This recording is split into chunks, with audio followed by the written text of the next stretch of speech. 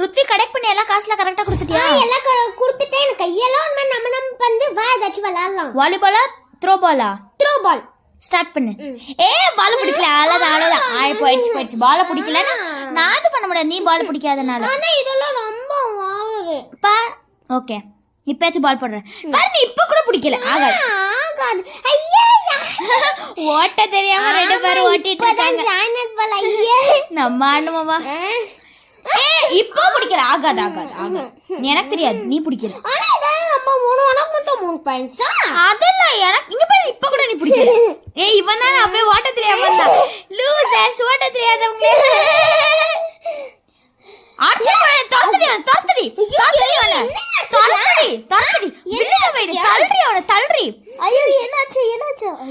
இந்த மேல உன்னை இந்த ஏரியால பார்த்தேன்.